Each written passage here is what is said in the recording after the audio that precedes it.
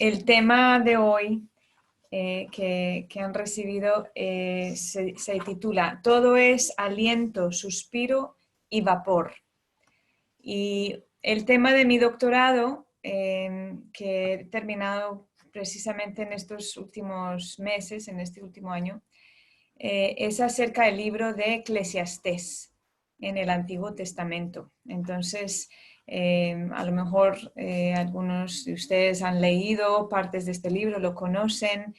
Entraremos en algunos textos, principalmente en algunos poemas de este libro bíblico, Eclesiastés, que nos dará pistas para explorar cuestiones sobre la efemeridad de la existencia, la muerte y la importancia de vivir el momento presente. Yo creo que el momento que estamos viviendo actualmente en todo el mundo, este acontecimiento mundial de la pandemia del COVID-19, está descuadrando nuestra vida cotidiana, va removiendo nuestra existencia y se da pie a muchas preguntas existenciales, ¿no? La fragilidad de la vida humana, el miedo ante el sufrimiento y la enfermedad y la cuestión de la muerte de nuestros seres queridos o de nosotros mismos, ¿no? Son preguntas que quizás ya nos hemos hecho por distintos acontecimientos de nuestra vida, que surgen en muchos momentos por alguna enfermedad o por la muerte de un ser querido o a raíz de alguna crisis, pero que ahora, por el estado actual de la sociedad y las noticias y el encierre y todo, pues estas preguntas acrecientan, ¿no? Y se intensifican. Para nosotros como creyentes, cristianos, católicos y buscadores de Dios por medio de la meditación, ¿no? Lo que ustedes todos practican, ¿no? El ejercicio de la meditación, la oración contemplativa. Se nos presenta el mismo reto de siempre, ¿no? Y sobre todo ahora, en medio del bombardeo constante de noticias, de informaciones, de bulla, de mensajes de pánico y la tentación del miedo, ¿no? Y es el reto de la quietud en medio de tanto ruido, en medio de tantas voces y de tanto movimiento. Es reto y creo yo que también a la vez es respuesta. Nuestra oración contemplativa, ¿no? El ejercicio de la meditación. Esta es la respuesta que podemos ofrecer hoy a nuestro mundo, la quietud y el silencio. Y como me ha presentado Elba, pues yo soy misionera de una comunidad llamada Verbum Dei, que significa palabra de Dios, y pues nos dedicamos a predicar la palabra. Pero parte muy fundamental de nuestro carisma, de nuestra espiritualidad, es la oración en silencio, la oración contemplativa, principalmente basada en la palabra de Dios, en la escritura. Pero a mí me ha aportado muchísimo la meditación, ¿no? El ejercicio de contemplación, sobre todo como misionera de la palabra, porque siempre tratamos con muchas palabras, me toca predicar, me toca decir palabras, muchas palabras, y uno va leyendo y más palabras y más palabras, y a veces es un desafío estar en silencio delante de Dios, porque uno entran, ¿no? Miles de pensamientos, miles de preocupaciones, de ideas, y a veces lo más importante no son las ideas, sino estar en quietud, estar delante de Dios, ¿no? Estar en su presencia, estar con la palabra, la única palabra.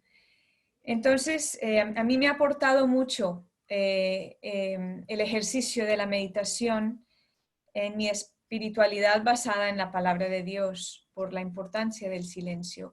Porque yo descubro que cuanto más hago silencio interior, más capaz soy de escuchar luego la palabra de Dios o escuchar lo que Dios me quiere decir a través de su palabra y no solo lo que yo me voy ahí armando, ¿no?, en mi cabeza o las ideas o todo esto, ¿no? Ahora no recuerdo si Elba lo ha dicho, pero yo crecí en Estados Unidos, ¿no?, de padres colombianos. Pero desde hace ya 12 años estoy fuera de Estados Unidos, ¿no? Entonces, últimamente estoy en Londres y aquí he estado ejerciendo mi trabajo, mi ministerio con jóvenes y en la capellanía universitaria. Y yo hay en esos momentos que he trabajado con los estudiantes, veo que ellos también tienen mucha sed del silencio, mucha necesidad de aprender a hacer silencio para poder escuchar más profundamente, ¿no?, la voz de nuestro interior, la voz de Dios que ahí quiere darnos un mensaje importante. Entonces, pues también se nos presta esta situación para reflexionar sobre unas cuestiones vitales, ¿no?, las cuales nos podrá ayudar a tomar algunas citas del libro de Eclesiastés. Primeramente, quisiera situar un poco el libro de Eclesiastés. De ahora en adelante lo llamaré Kohelet, que es el nombre en hebreo de este libro. Es un libro de la literatura sapiencial del Antiguo Testamento, de la Biblia hebrea. Escrito en hebreo, más o menos del tercer siglo antes de Cristo. Y es parte de un cuerpo de literatura que transmite la sabiduría, ¿no? Y el objetivo práctico de la sabiduría en el Antiguo Oriente Próximo es que el ser humano pueda comportarse con prudencia y habilidad para prosperar en la vida. Luego, en los distintos ámbitos de la cultura del Antiguo Oriente Próximo, pues cada cultura va teniendo sus escritos sapienciales, ¿no?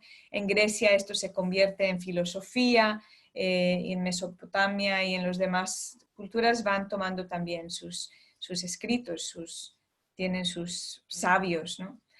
En la revelación bíblica, también la palabra de Dios adquiere una forma de sabiduría. La diferencia es que sería sabiduría inspirada, que incluso en los casos en que mejor integra la sabiduría humana es de una naturaleza diferente, tiene una fuente divina, es decir, Dios inspira, ¿no? y ayuda al ser humano a adquirir, ¿no?, esta sabiduría. Y yo creo que hoy en día es supremamente importante, ¿no? Aprender de los acontecimientos de este momento actual, aprender existencialmente por lo que vamos viviendo, a vivir con sabiduría, a adquirir sabiduría, a buscar cómo quiere Dios que vivamos este tiempo. Entonces, esperemos que Kohelet nos ayude un poco en esto, ¿no? Uno de los mensajes que se transmite a través de todo el libro de Kohelet es la efemeridad de la existencia, ¿no? Quizás el libro de Kohelet es poco conocido, ¿no? Quizás una de las frases más célebres que habrán escuchado seguramente, pero que le da a veces mala fama, ¿no?, es vanidad de vanidades. Todo es vanidad. Esta palabra en hebreo que traducimos tradicionalmente o que hemos escuchado como vanidad, es una de las palabras más frecuentes en el libro de Kohelet. En hebreo es Hevel, se dice Hevel. Y es bonita esta frase, de hecho, escuchar. Esta frase, este es del capítulo 1, versículo 3, y luego se repite en todo el libro, ¿no? Este refrán, vanidad de vanidades. En hebreo se escucharía así, Hebel Jabalim, Amar Kohelet, dice Kohelet.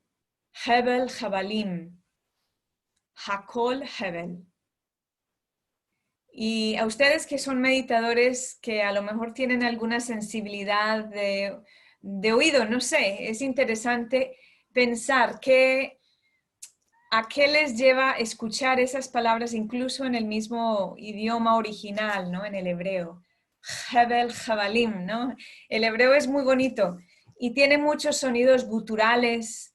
Necesitas usar ahí la garganta, la respiración, el aire para hacer, ¿no? El sonido de estas palabras guturales. Hebel. Y es súper bonito porque literalmente la palabra Hebel significa aliento, soplo, vapor, respiro. Así que entendida como una metáfora, nos ofrece un significado muy rico. Más que decir vanidad de vanidades, todo es vanidad, casi sería hasta mejor, y algunos biblistas lo traducen, todo es aliento, todo es aliento. Esta forma, vanidad de vanidades, como el más grande aliento, el más grande soplo, es una manera de exaltar, ¿no? Hebel, el más grande aliento. Todo es efímero, todo es pasajero, pero no necesariamente todo es en vano. Y yo creo que ahí es muy diferente, ¿no? Darle el sentido de vanidad o ir al sentido original de la palabra literal, que es respiro, soplo, aliento, ¿no? La metáfora da más de sí, que vanidad a veces tiene un sentido muy negativo, ¿no? Entonces, aliento, el más grande de los suspiros. Y esto es, nuestra vida es un soplo. Aquí voy a poner un momentico. Quería compartir mi pantalla, solo para compartir una frase del Salmo 144, versículo 4. Dice, el hombre se asemeja a un soplo, sus días a una sombra que pasa. Contemplar el hecho de que nuestras vidas se pueden extinguir en cualquier momento, como una llama, ¿no? Por una ráfaga de viento, que nuestra vida es tan frágil, pero es que a la vez palpamos y experimentamos que la vida humana también tiene tanta resiliencia, ¿no? Tanta fuerza. Nuestra vida está sostenida porque Dios sostiene nuestro ser y desea que existamos. Solo es por mostrar el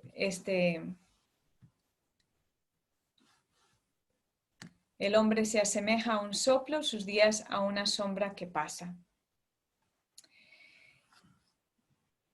Y nuestra vida está sostenida porque Dios sostiene nuestro ser y desea que existamos. Cada momento, cada instante, Dios sostiene nuestro existir, como también este Salmo 90, versículo 12. Enséñanos a contar nuestros días para que adquiramos un corazón sabio. Y es bonito también esta cita, porque estas últimas dos palabras de este salmo pueden ser o un corazón sabio o una sabiduría con corazón, ¿no? Una sabiduría con corazón.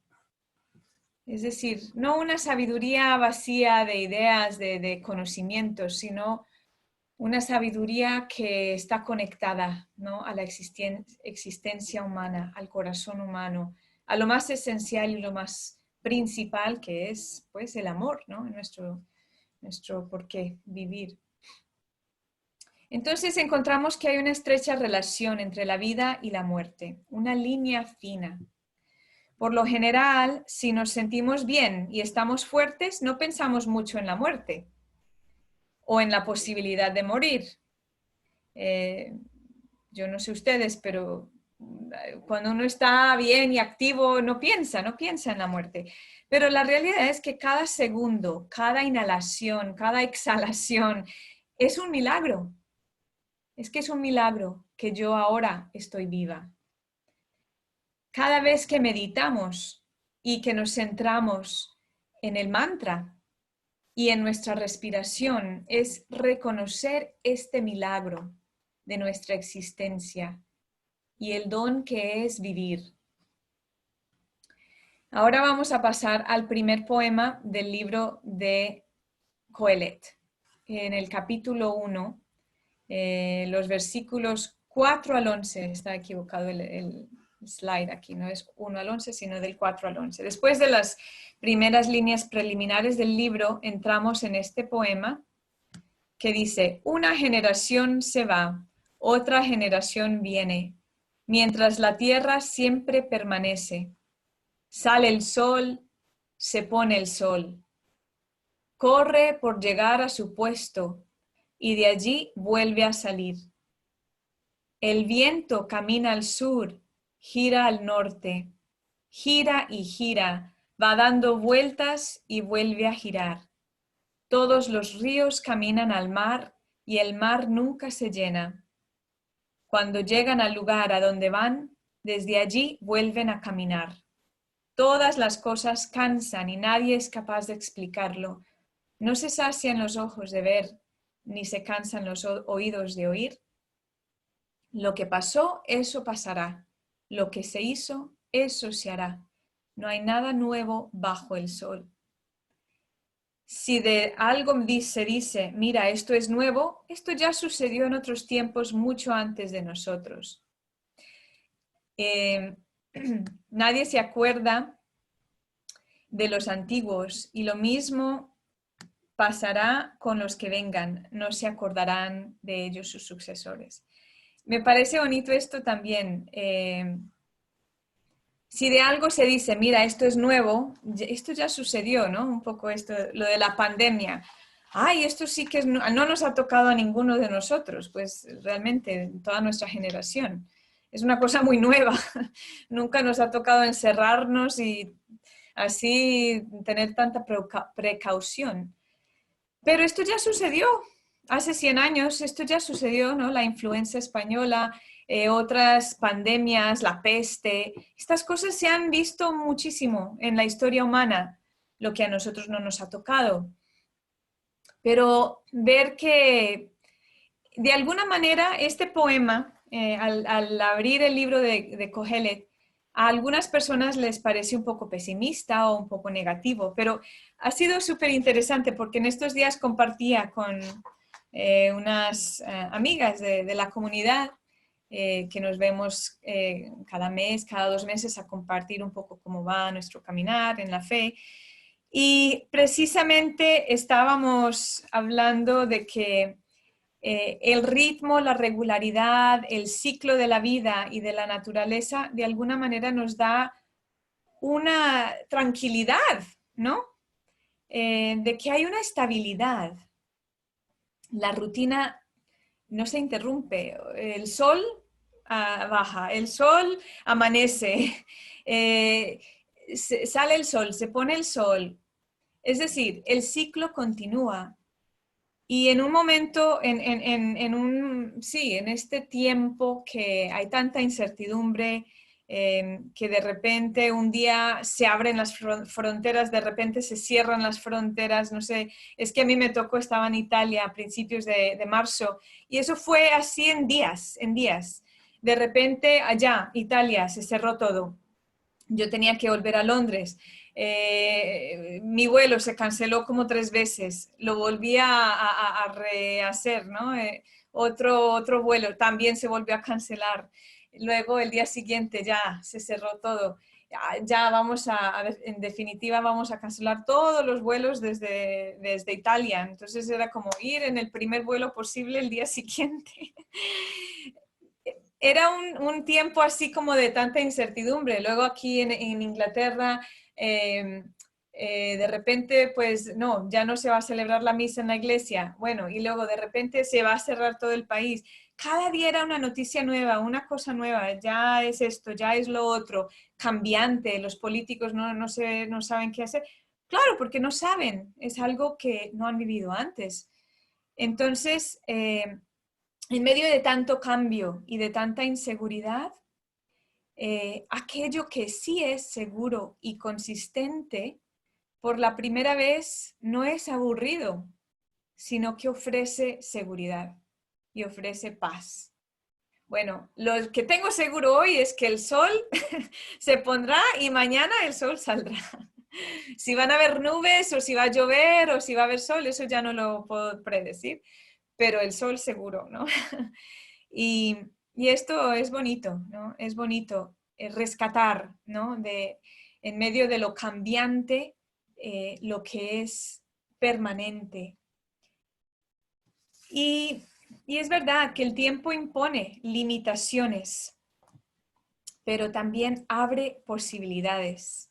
El ciclo de la vida se repite y se renueva constantemente. En estos días de encierro, pues uno también aprovecha para arreglar un poco el jardín, que en el invierno se ha, bueno, al menos en esta parte del mundo, ¿no? Acabamos de terminar el invierno, ahora entramos en primavera y el jardín que quedaba desolado y abandonado en todos los meses del frío invierno, ahora empezamos a trabajar y a sembrar, a poner semillas. Y es hermoso ver el ciclo de las plantas, ¿no? Las plantas que nacen y luego mueren, pero esa misma planta que muere, la volvemos a meter ahí en la composta, la volvemos ahí a enterrar para que los gusanitos ahí hagan su trabajo, su labor y eso se vaya renovando otra vez y luego llega a ser una tierra muy fértil, ¿no? Muy nutriente. Y es lindo ver, ¿no? Este ciclo, este ritmo del cosmos que expresa el misterio del tiempo. Este tiempo que vemos aquí en este poema, ¿no? Todo que viene, todo que va, pero dice la tierra siempre permanece, ¿no? Hay varios puntos que sí son permanentes, ¿no? En el versículo 4, esa palabra, mientras la tierra siempre permanece, en hebreo esa palabra es olam, que significa eternidad. Y también en el versículo 10, donde dice, mira, esto es nuevo, esto ya sucedió en otros tiempos mucho antes de nosotros. Ahí esa palabra que sucedió en otros tiempos, mucho antes, esa palabra de nuevo es olam, que es eternidad. En medio de lo pasajero, en medio de lo cíclico está lo permanente, está lo que da estabilidad, ¿no? Da seguridad. Por eso es tan bonito esta interconexión de lo temporal y lo eterno. Dos aspectos del tiempo que pueden parecer contradictorios, pero que se complementan, se alimentan. Uno enfatiza acción, movimiento, transición continua, mientras que el otro aspecto, lo eterno, recalca lo estable, lo consistente, lo permanente. Y esto es algo que tocamos también en la experiencia de la meditación.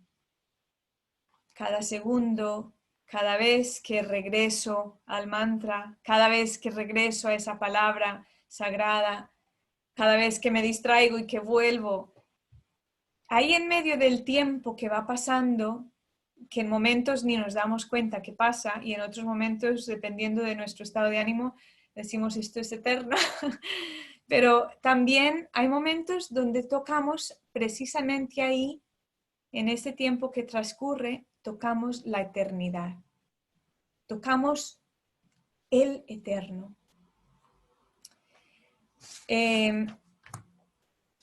vamos a mirar rápidamente otro poema, no nos da mucho tiempo, pero este sí es un poema que todos conocen. Ah, no, este no, este es a lo mejor el poema final del libro, el que todos conocen es este. Todo tiene su momento y cada cosa su tiempo bajo el sol. Tiempo de nacer, tiempo de morir, tiempo de plantar, tiempo de arrancar lo plantado.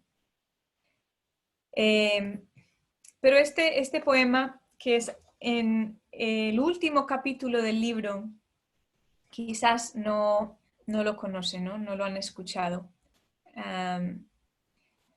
Dice, acuérdate de tu Creador durante tu juventud, antes de que lleguen los días difíciles y alcancen los años, y alcances los años en que digas, no les saco gusto. Antes de que se oscurezca la luz del sol, la luna y las estrellas, y la lluvia siga el nublado. Ese día temblarán los guardianes del palacio y los valientes se encorvarán. Las que muelen serán pocas y dejarán de moler. Las que miran por las ventanas se ofuscarán. Las puertas de la calle se cerrarán y el ruido del molino se apagará.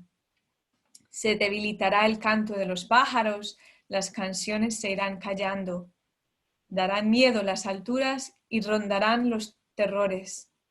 Cuando florezca el almendro y se arrastre la langosta y no dé gusto la alcaparra, porque el hombre marcha a la morada eterna y el cortejo fúnebre recorre las calles. Antes de que se rompa el hilo de plata y se destroce la copa de oro y se quiebre el cántaro en la fuente y se caiga la cuerda al pozo y el polvo vuelva a la tierra que fue y el espíritu vuelva a Dios que lo dio. Pura ilusión o vanidad de vanidades o soplo, aliento, dice Kohelet, ¿no? El más grande aliento, el más grande. Todo es pura ilusión. Pues yo creo que así como por resumir, ¿no? Me quedan yo creo unos poquitos minutos. Este último poema toca esa realidad de que un día nuestra vida pues se acabará, ¿no? Es una realidad que yo creo que a veces es bueno y es importante meditarlo y contemplarlo, ¿no? Muchos de los grandes sabios, de los grandes santos, de los grandes filósofos, gente de contemplación, San Ignacio, San Benedicto, San Benito, hablan de meditar sobre la muerte, ¿no? El no tener miedo de enfrentar que sí, un día nuestra vida dejará de existir aquí en esta tierra, ¿no? Pero no es como por ser morboso o ser negativo, sino es por aprovechar el momento presente, por aprovechar el hoy, este día que tengo. Ahí lo empieza a decir, acuérdate de tu Creador antes de que lleguen los días difíciles. Disfruta. En muchos otros momentos del libro, esto ya es para otro tema, ¿no? Y esto es, la verdad, el tema principal de mi tesis es que también el libro de Kohelet, uno de sus temas principales es la alegría, el gozo, que también mucha gente dice, pero ¿cómo así si ese libro es tan negativo o tan pesimista? Y yo, pues yo creo que es muy realista, pero que a la vez tiene muchas invitaciones al gozo profundo. Y yo voy entendiendo que ese gozo se disfruta cuando vivimos el momento presente, cuando no estamos pensando en el ayer, en el antes, en el pasado, que no puedo cambiar. Y tampoco estoy demasiada enfocada en un futuro que no controlo porque no sé, no sé cuándo voy a poder empezar a vivir vida normal, lo que fuera esto, normal. Pero vivir el hoy, aprovechar este día con la gente que tengo a mi lado, con los seres queridos que puedo amar, que puedo servir. Y aprovechar el regalo, el don de la vida de hoy, ¿no? La respiración, el regalo de la vida, ¿no?